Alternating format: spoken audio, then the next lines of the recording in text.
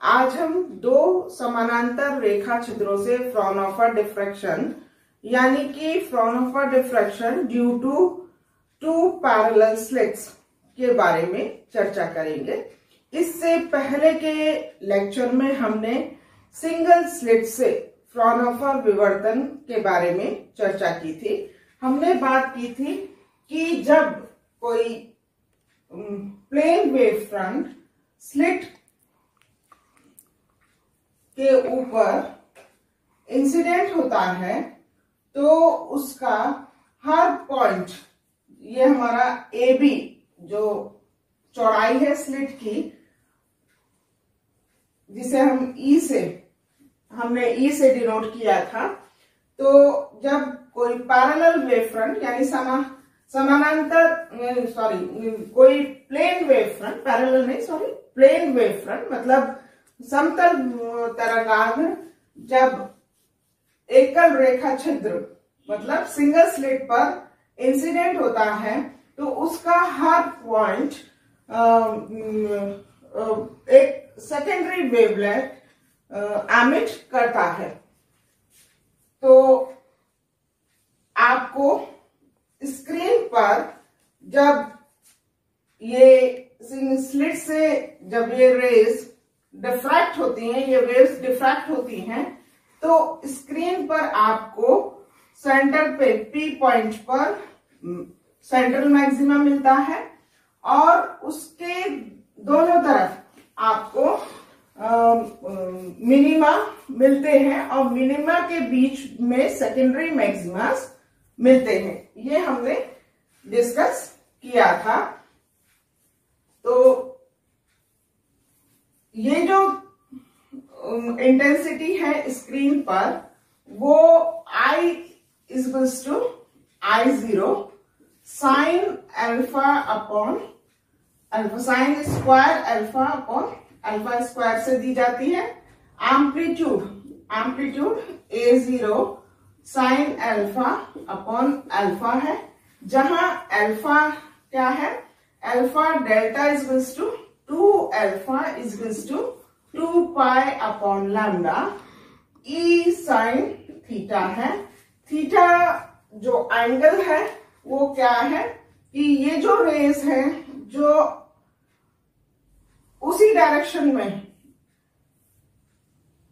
जो इंसिडेंट हो रही हैं,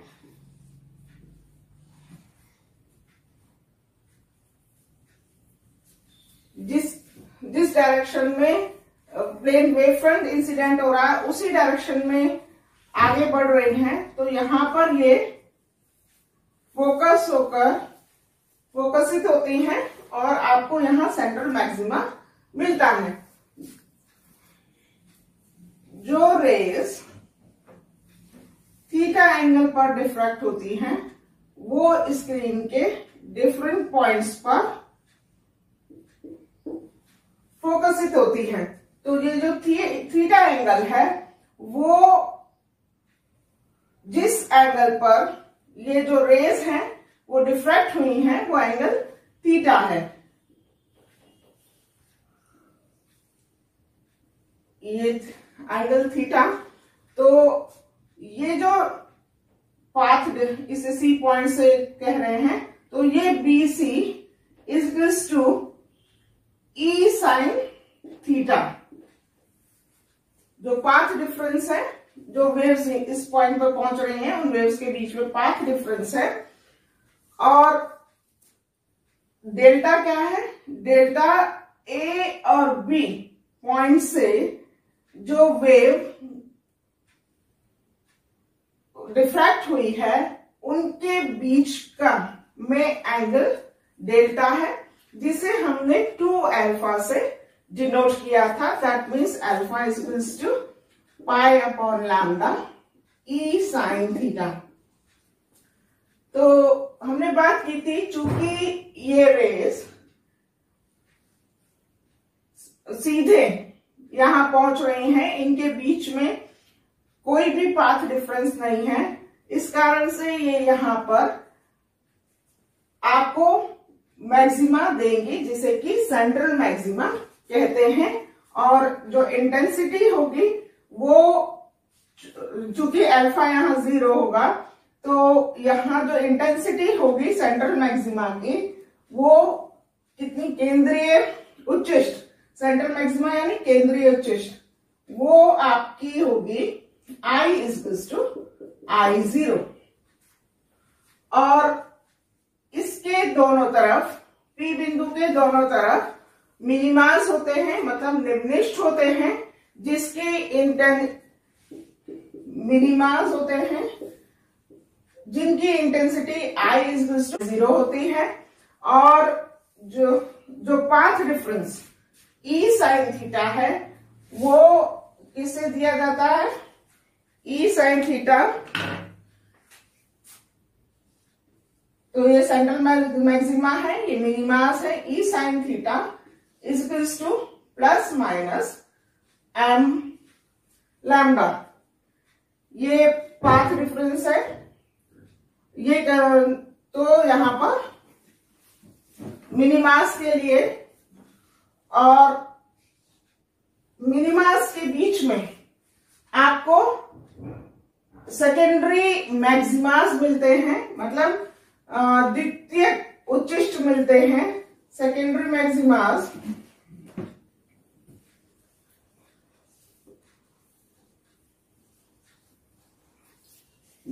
जिनकी जो पाथ डिफरेंस है क्या होगा? E sin थीटा = 2m + 1 λ/2, या अल्फा के टर्म्स में बात करें तो अल्फा क्या होगा? मैक्सिमास के लिए अल्फा की वैल्यू होगी 2m + 1 π/2, और जो इंटेंसिटी निकली थी वो I = I0, या I =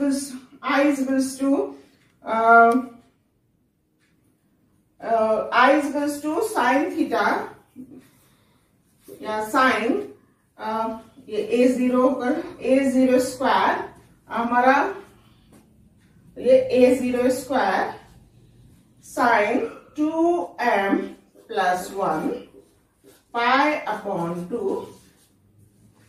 square upon sin 2m + 1 π/2 whole square.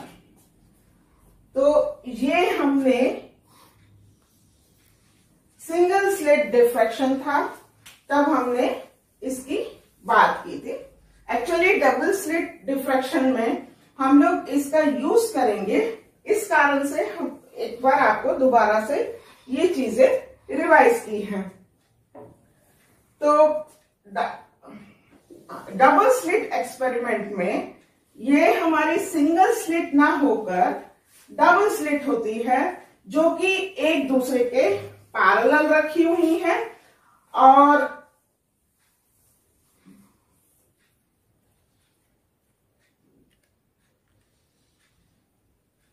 इसे हम ABCD,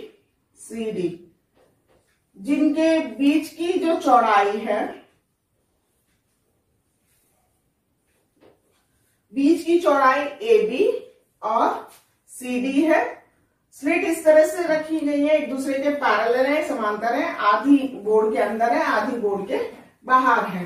तो वैसे ही हम इनकी चौड़ाई E ले रहे, AB और CD चौड़ाई E है, और BC मतलब ये जो डिस्टेंस है उसे हम स्मॉल b से डिनोट कर रहे हैं। BC जो डिस्टेंस है वो स्मॉल b से हमने यहां पर डिनोट किया है। तो ये हमारा लेंस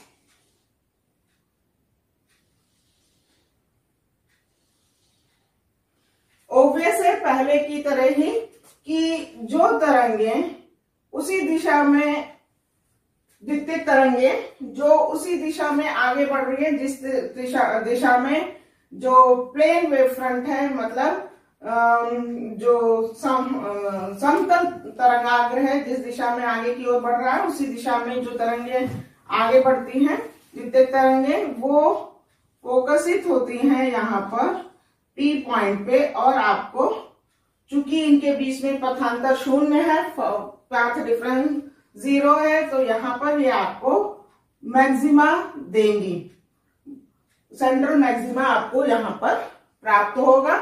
लेकिन वो तरंगे, द्वितीयक तरंगे जो थीटा एंगल पर डिफ्रैक्ट हुई हैं, थीटा एंगल पे विवर्तित हुई हैं, वे फोकसित होकर P प्राइम बिंदु पर फोकसित हो रही हैं। तो इनके द्वारा चली गई दूरी, जो पाथ डिफरेंस होगा P प्राइम पॉइंट पर, इन तरंगों के द्वारा चली गई दूरी में जो अंतर होगा वो कैसे निकालेंगे? यहां से आप लंब डालेंगे, ये एंगल थीटा है, और तो ये आपका, जैसे आप सिंगल स्लिट में कर रहे थे, बिल्कुल वैसे ही डबल स्लिट में करेंगे। लेकिन इससे पहले हम एक बात यहां डिस्कस कर लें कि जो तरंगे, जैसे हमने बात की कि ये थीटा एंगल पे डेविएट जो डिफ्रैक्ट हो रही हैं, वो यहां पर एक दूसरे के ऊपर सुपर इम्पोज होंगी, अध्यारोपित होंगी, और यहां पर क्या इंटेंसिटी होगी इसे हमें देखना है। तो आप देखिए, हमने बात की थी जब हम सिंगल स्लिट का स्टडी कर रहे थे कि अभी हम केवल एक ही स्लिट के बारे में बात कर रहे हैं, CD स्लिट के बारे में ना करके केवल AB स्लिट के बारे में। तो जो A पॉइंट से किसी एंगल पे डिफ्रैक्ट हुई है और B पॉइंट से जो डिफ्रैक्ट हुई है तरंग, उसके बीच में जो एंगल हमने लिया था वो डेल्टा था, इक्वल्स टू 2 अल्फा लिया था। जैसे हमने पहले बात की, delta equals to 2 alpha. Delta क्या है? डेल्टा फेज डिफरेंस है, कलांतर है A और B के बीच, A से जो डिफ्रैक्ट हुई है A और B से जो डिफ्रैक्ट हुई है तरंग, उनके बीच में, मतलब A से निकलने, थीटा एंगल पे निकलने वाली जो द्वितीयक तरंग है और B पॉइंट से निकलने वाली द्वितीयक तरंग है, उन दोनों तरंगों के बीच में जो फेज डिफरेंस है, जो कलांतर है, वो हमने डेल्टा लिया था, जो कि 2 अल्फा माना था। डेल्टा इज टू 2 अल्फा, मतलब 2 अल्फा फेज डिफरेंस है। तो क्लियर है, यदि कोई AB के बीच में ये पॉइंट ले लें, मिड पॉइंट, तो इससे, इस पॉइंट से निकलने वाली जो तरंग होगी, द्वितीयक तरंग होगी, उसका जो फेज डिफरेंस होगा वो अल्फा होगा। वैसे ही C और D पॉइंट से निकलने वाली जो द्वितीयक तरंगें हैं, उनके बीच का जो फेज डिफरेंस है वो डेल्टा है, जो 2 अल्फा है। वैसे तो क्लियर है, जो CD के मिड से, बीच में से जो वेव निकलेगी, उसके बीच का भी फेज डिफरेंस अल्फा ही होगा। इसका मतलब हम इन दोनों पॉइंट पर एक सोर्स, 2 सोर्सेस की कल्पना कर सकते हैं, S1 और S2, जो कि कोहेरेंट हैं, मतलब कला संबद्ध हैं, और जिनसे जो तरंग एमिट हो रही है उसका जो आयाम है वो A=A0 sin अल्फा पर अल्फा है। मतलब हम इन दोनों स्लिट्स को 2 कला संबद्ध स्रोतों S1 और S2 से रिप्लेस कर सकते हैं, जो कि ऐसी तरंगें एमिट कर रहे हैं जिनका आयाम A=A0 sin अल्फा पर अल्फा है, और जो यहां पहुंच के एक दूसरे से अध्यारोपित होकर इंटरफेरेंस दे रही हैं। कहने का मतलब यह है कि जो तरंगे यहां जो वेव फ्रंट यहां पहुंचता है उसका प्रत्येक बिंदु द्वितीयक तरंगाग्र एमिट करता है और वो तरंग ये डिफ्रैक्ट होकर इन स्लिट से डिफ्रैक्ट होकर आपकी स्क्रीन तक पहुंचता है। जहां जो पी पॉइंट पे पहुंचता है वहां पर तो केंद्रीय मैक्सिमा मिलता है, लेकिन पी पॉइंट पे, पी प्राइम पॉइंट पे जो इंटेंसिटी है वो इंटरफेरेंस के द्वारा डिसाइड होगी। मतलब यहां पर तो डिफ्रैक्शन हो रहा है तरंगों का और ये डिफ्रैक्टेड जो वेव्स हैं वो स्क्रीन पर वो स्क्रीन पर आपको व्यतिकरण देती हैं। यहां तो उनका डिफ्रैक्शन होता है और ये डिफ्रैक्टेड बीम्स यहां स्क्रीन पर इंटरफेयर करती हैं, व्यतिकरण करती हैं, जिसे तो हमने बात की कि हम इन दोनों स्लिट को तो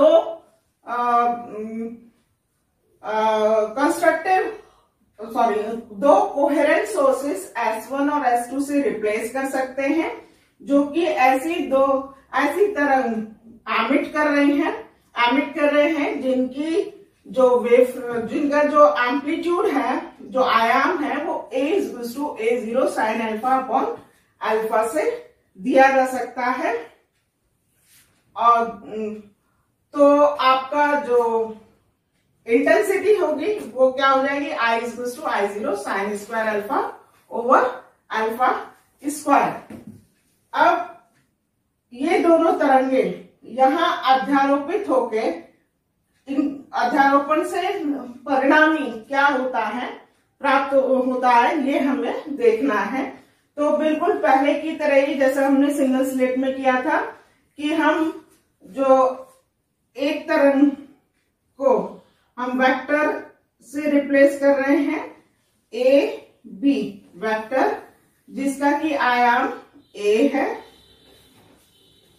और दूसरा जो S2 जो तरंग एमिट कर रही है उसका हम BC से रिप्लेस करें, BC वेक्टर से, जिसका आयाम ए है।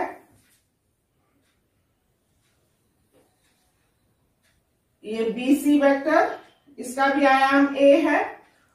इसके जो टेल को हमने इसके हेड पे रखा है और कितने एंगल पर, ये एंगल 2 बीटा है। ये हमारा रिजल्टेंट AC, ये आपका रिजल्टेंट AC आपको प्राप्त होगा, ये हमें निकालना है। तो AC क्या होगा, AC square will be equal to AB square plus BC square plus twice AB AC cos 2 beta, ये AC स्क्वायर हो जाएगा। तो ये हो जाएगा AB स्क्वायर क्या है, A square plus BC square A square plus twice A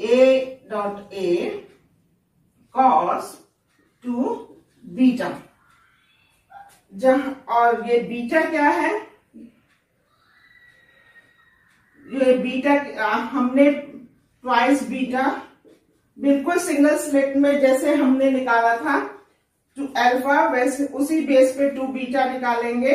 तो 2 बीटा आपको प्राप्त होगा 2 pi upon lambda E plus B.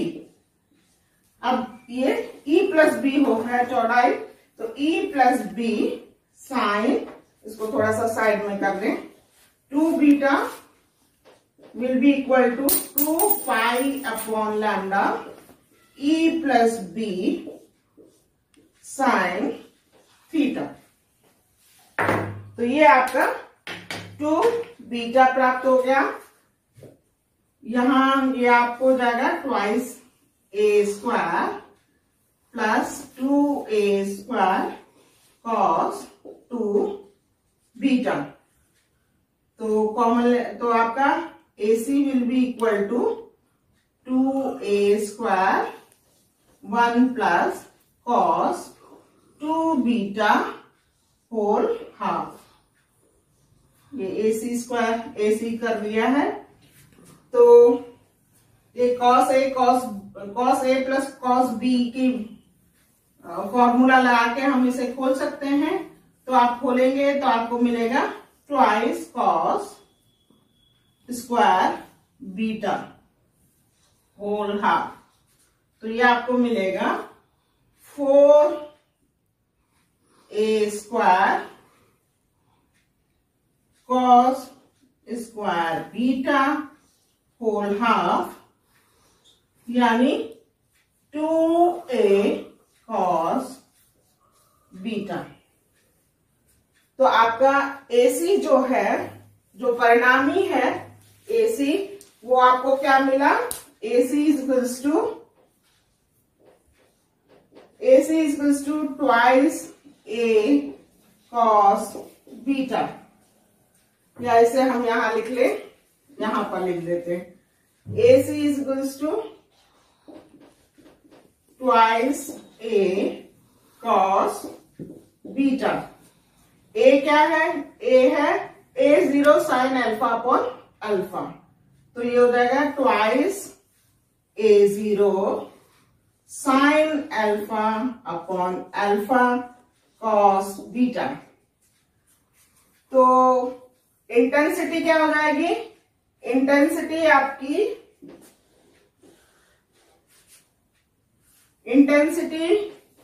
Equals to AC square, है ना? आयाम की स्क्वायर होती है, एम्पलीट्यूड की स्क्वायर, और एम्पलीट्यूड AC है। तो it will be 4a0 square sine square alpha upon alpha square cos square beta. तो ये परिणामी इंटेंसिटी है, तीव्रता है, जो कि आपको स्क्रीन पर डिफरेंट पॉइंट्स पर प्राप्त होगी। I equals to 4a0 square sine square alpha upon alpha square cos square beta. इस तरह से आप स्क्रीन पर अलग अलग पॉइंट्स पर इंटेंसिटी निकाल सकते हैं। इसके आगे का डेरिवेशन हम लोग नेक्स्ट वीडियो में करेंगे। धन्यवाद।